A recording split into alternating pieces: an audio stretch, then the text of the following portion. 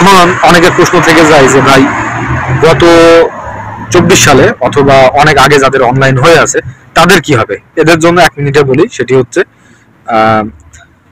ক্রোয়েশিয়ার যে নিয়ম, এই নিয়মে যদি আপনার অনলাইনের 6 মাস বয়স ওভার হয়ে যায়, এর মধ্যে পারমিট না পান, ওই অনলাইনগুলো এমনিতেই ক্যান্সেল হয়ে যায়। সো যাদের 6 মাস আগে অনলাইন হয়েছে তাদেরগুলো এমনিতেই ক্যান্সেল হয়ে গেছে, আপনার এজেন্সি আপনাকে জানাক বা না জানাক, ওই অনলাইনে পারমিট ইস্যু হবে না। 1 2 নম্বর হচ্ছে আগে যে সমস্ত অনলাইনগুলো করা ম্যাক্সিমামই কিন্তু এই ছোটখাট কোম্পানি, সাপ্লাই কোম্পানি বা কাজের দরকার নাই, জাস্ট এই পারমিট ভিসা, এই সত্ত্বে কোম্পানির সঙ্গে চুক্তি করেই মনে করেন যে বিভিন্ন এজেন্সি আপনার অনলাইন করছিল।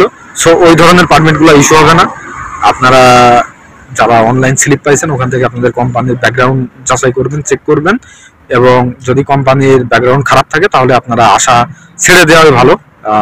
এবং নতুন করে এই মুহূর্তে ক্রোয়েশিয়ার জন্য কেউ ফাইল জমা করেন না, কিছুদিন অপেক্ষা করেন।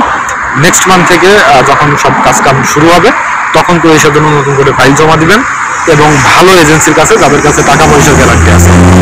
আর রিসেন্ট যাদের অনলাইন হয়েছে এবং কোম্পানির ব্যাকগ্রাউন্ড ভালো, তাদের এজেন্সি যদি ভালো হয় এবং টাকা পয়সার নিশ্চয়তা থাকে তাহলে তাদেরকে বলবো একটু ধৈর্য ধরেন, অপেক্ষা করেন, হয়তো ভালো কিছু হবে ইনশাল্লাহ।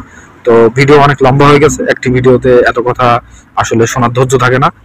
তো দেখা হবে পরবর্তী কোনো এক ভিডিওতে, পরবর্তী কোনো টপিক নিয়ে। সে পর্যন্ত ভালো থাকবেন সবাই, এবং পরবর্তী ভিডিও দেখার আমন্ত্রণ জানিয়ে এখানে শেষ করছি। আসসালামু আলাইকুম।